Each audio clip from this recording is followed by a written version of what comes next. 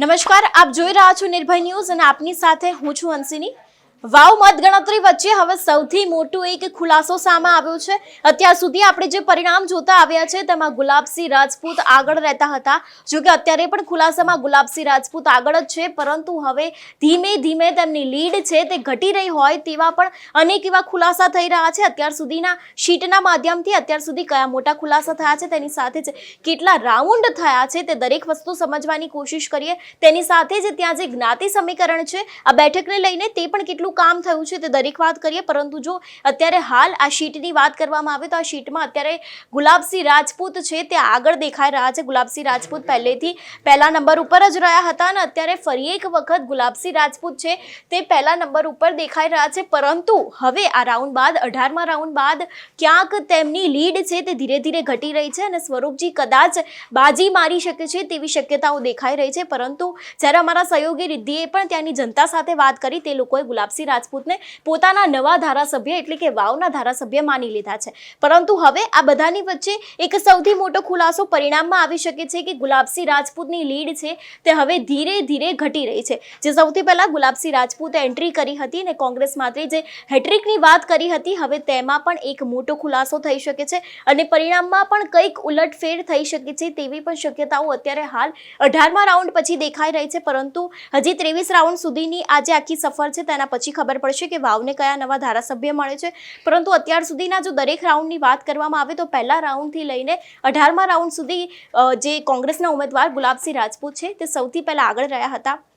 જો કે તેમના જીત માટે થઈને ગેનીબેન ઠાકોર છે તેમને પણ પોતાની આશા વ્યક્ત કરી હતી અને તેમણે પણ કહ્યું હતું કે ગુલાબસિંહ રાજપૂત આ વખતે ફરી એક વખત જીતે છે।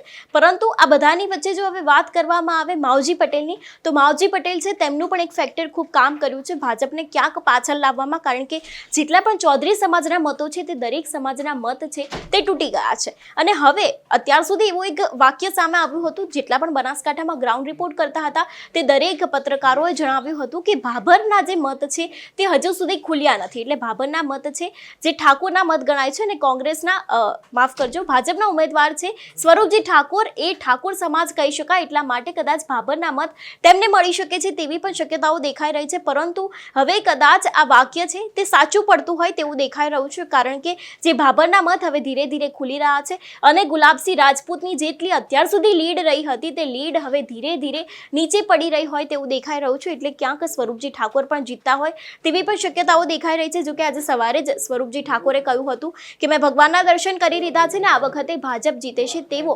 આશાવાદ તેમને પણ વ્યક્ત કર્યો હતો। પરંતુ આ બધાની વચ્ચે એક વાત એ કહેવી છે કે ભાજપ લોકો દ્વારા જે પ્રચાર પ્રસાર કરવામાં આવ્યો હતો, જે પછી ગાંધીનગરના ધારાસભ્ય હોય કે પછી અલ્પેશ ઠાકોર હોય, દરેક લોકોએ પ્રચાર અને પ્રસાર કર્યો હતો। હવે આ બધાની વચ્ચે પરિણામ કંઈક જુદું જ આવે છે। જો કે અત્યાર સુધી આ જે ગઢ છે તેને ગેનીબેનનો ગઢ માનવામાં આવે છે અને અત્યાર સુધી ગેનીબેનનો અહીંયા દબદબો રહ્યો છે। હવે આ બધાની વચ્ચે પરિણામમાં કંઈક ઉલટફેર થઈ શકે છે અને ફરી એક વખત કોંગ્રેસ આવી શકે છે તેવી પણ શક્યતાઓ દેખાઈ રહી છે। પરંતુ અત્યારે રિઝલ્ટ કહી શકાય કે 50-50% અટક્યું છે, એટલે 50% ક્યાંક ભાજપના ચાન્સ છે અને 50% કોંગ્રેસના ચાન્સ છે। જો કે અત્યાર સુધી માવજી પટેલનો આત્મવિશ્વાસ અને તેમનો કોન્ફિડન્સ અને જે લોકો તેમને સપોર્ટ કરી રહ્યા હતા તેને જોઈને એવું લાગતું હતું કે માવજી પટેલ કદાચ આ જે બેઠક છે તેના ઉપર બાજી મારી શકે છે, પરંતુ માવજી પટેલે મત ફક્ત તોડાવ્યા છે। એટલે એવું કહી શકાય કે માવજી પટેલ ભાજપને નડ્યા છે, કોંગ્રેસને જીતવામાં તેમને મદદ કરી છે। આની પહેલા પણ શંકર ચૌધરીનું નિવેદન સામે આવ્યું હોય કે પછી કોઈ પણ વરિષ્ઠ પત્રકારે આ રીતે બાબતને સમજાવી હોય કે માવજી પટેલ ફક્ત કોંગ્રેસ તરફથી ઊભા રહ્યા હોય, ક્યાં તો કોંગ્રેસ સાથે તેમની કોઈ નવી રાજનીતિ ચાલી રહ્યું હોય તેવું પણ દેખાઈ શકે છે, કારણ કે માવજી પટેલને જે તે સમયે ટિકિટ નથી આપવામાં આવી એટલા માટે થઈને તેઓ અપક્ષમાંથી ઉભા રહ્યા હતા।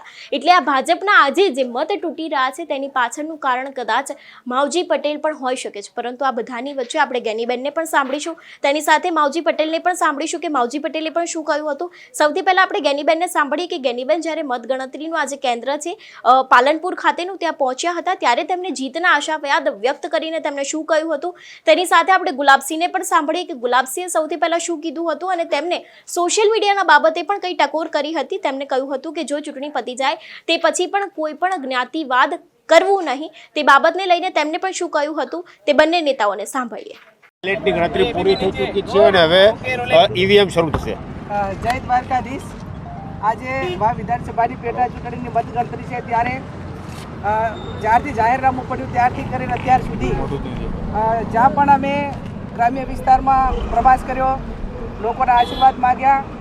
છેલ્લા 7 વર્ષથી હું ધારાસભ્ય તરીકે અનેક ગામોમાં જઈને નાના મોટા કામો કર્યા અને કાયમી પરિણામ કોઈ પણ પ્રકારનું આવે પણ અમારો કાયમી લોકો સાથેનો નાતો લાવી રહ્યો છે. કાયમી જનસંપર્કમાં રહ્યા છીએ. એટલે વાવ વિધાનસભાના મતદારો, સર્વ સમાજના મતદારો કોંગ્રેસ પાર્ટીને આશીર્વાદ આપી અને કોંગ્રેસની હેઠળ નોંધાવશે. અમે એ બાબતમાં કાંઈ લાભ માનતા નથી. એનું કારણ કે અમારી 24ની ચૂંટણી હોય, 22ની હોય, જનતાનો આભાર વ્યક્ત કરવાનો હોય અને સાથે રહીને જીત્યા પછી કોઈ પણ પ્રતિનિધિ એ કોઈ પક્ષનો નથી હોતો. એ સર્વ વિસ્તારના તમામ સમાજના અને સર્વ સમાજના મતદારોના નાગરિકોનો હોય છે. તો નાગરિકોના હિતમાં સર્વ સમાજને સર્વ પક્ષે સાથે મળીને કામ કરે એ પ્રણાલિકા અમારી કાયમી રહી છે અને આ વખતે પણ રહેશે. બેન, લીડ કેટલી? 5000થી ઉપર અને 10000ની અંદર કોંગ્રેસ પાર્ટી વિજય બનશે. આજે સમગ્ર વાવ વિધાનસભાની જનતાના જનાદેશનો આજે જ્યારે મતપેટી સ્વરૂપે જ્યારે ખુલવાની છે ત્યારે મને વિશ્વાસ છે વાવની દેવતુલ્ય જનતા ઉપર કે સળંગ આ ત્રીજી વખત કોંગ્રેસ પાર્ટીને આશીર્વાદ આપ્યા હશે. શરૂઆતથી જે દિવસે ફોર્મ ભર્યું ત્યારથી આજ સુધી વાવના તમામ સમાજના સર્વ સમાજે આશીર્વાદ આપ્યા છે અને પૂરો વિશ્વાસ છે કે આજે ચૂંટણીનો જે પરિણામ આવશે તે કોંગ્રેસ અહીંયાથી જીતશે. હું આપના માધ્યમથી સમગ્ર વાવ સુઈગામ બાબરની જનતાને વિનંતી કરું છું, ચૂંટણીનું પરિણામ આવે ત્યારે શાંતિપૂર્ણ માહોલ બની રહે. કોઈ વ્યક્તિ, કોઈ સમાજ કે કોઈ પક્ષ બાબતે ટીકા ટિપ્પણી કરવા ચૂંટણીમાં જ્યાં સુધી વોટિંગ થાય ત્યાં સુધી જ બધું હોય છે. એના પછી કોઈ સમાજની લાગણીઓ દુભાય, કોઈ પક્ષની કે કોઈ વ્યક્તિની લાગણીઓ દુભાય એવું કોઈ વર્તન ના કરે સોશિયલ મીડિયામાં, એ પણ આપના માધ્યમથી હું વિનંતી કરું છું. અને વિજયના વિશ્વાસ સાથે અહીંયા ગણતરીમાં આવ્યા છીએ અને 100% પરિણામ કોંગ્રેસમાં આવશે. લીડનો ટાર્ગેટ કેટલો? જેમ જ્ઞાનીબેને વાત કર્યું 5000થી ઉપર ને 10000ની આજુબાજુની અમને લીડ અહીંયાથી મળશે. સમગ્ર વિસ્તારમાંથી વિશ્વાસ જો વિજય થાય તમારો, વિજય સદગતની વાત તો એના માટે કોઈ અહીંયાથી અમારે ધણીધર ભગવાન ધીમાના દર્શન કરવા માટે જઈશું. ત્યાં એની વચ્ચે જો સ્વાગત કરે, સન્માન કરે, આવકાર આપે એ સ્વીકારતા રહીશું અને શાંતિપૂર્ણ મતદારનો વાવમાં આભાર માનશું. આ વખતે ગુલાબજી આ વખતે જે વોટિંગ પેટર્ન રહી છે, 3 તાલુકા પૈકી વાવમાં સૌથી વધારે વોટિંગ થયું. 2 નંબર ઉપર સુઈગામ રહ્યું, 3 નંબર ઉપર ભાભર. આ શું સૂચવે છે? દેખો, વાવ અને સુઈગામનું અને ભાભરનું ત્રણે પેટા ચૂંટણીમાં આટલું મતદાન થવું બહુ મોટી વાત છે અને એમાં ખાસ કરીને વાવ વિધાનસભા, વાવ તાલુકા, સુઈગામ તાલુકામાં ખૂબ સારું મતદાન થયું. ભાભરના લોકોએ પણ સારું મતદાન કર્યું છે. એટલે લોકશાહીના પર્વની બધા ઉજવણી કરી છે. એના માટે બધાનો વાવ વિધાનસભાના મતદારોનો આભાર.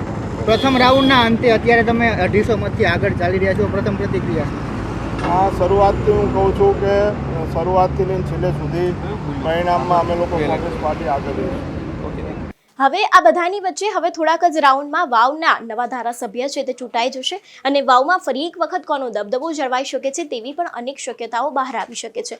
એટલે એવું કહી શકાય કે સ્વરૂપજી ઠાકોર બાજી મારે છે કે તે બાદ હવે ગુલાબસિંહ રાજપૂત છે તે હેટ્રિક લઈ જાય છે અને આ કોંગ્રેસની જે તે સીટ છે તે કોંગ્રેસને ફરી એક વખત પાછી મળે છે. જોકે અત્યાર સુધીના રાઉન્ડ ઉપરથી એ તો સ્પષ્ટ થઈ ગયું છે કે અપક્ષને કદાચ આ સીટ મળી શકે તેમ નથી, કારણ કે અપક્ષના અત્યાર સુધીના મત છે તે ઘણા ઓછા રહ્યા છે. જો સૌથી વધારે મતની વાત કરવામાં આવે તો તે ગુલાબસિંહ રાજપૂતને રહ્યા છે, તેની સાથે જ ભાજપના ઉમેદવાર સ્વરૂપજી ઠાકોર છે તેને રહ્યા છે. પરંતુ હવે આ બધાની વચ્ચે ગુલાબસિંહ રાજપૂતના નામે પણ મોહર લાગી શકે છે તેવું પણ દેખાઈ શકે છે, કારણ કે ઠાકરસિંહ રબારી છે જે તે સમયે કોંગ્રેસથી નારાજ હતા કારણ કે તેમને ટિકિટ નથી આપવામાં આવી.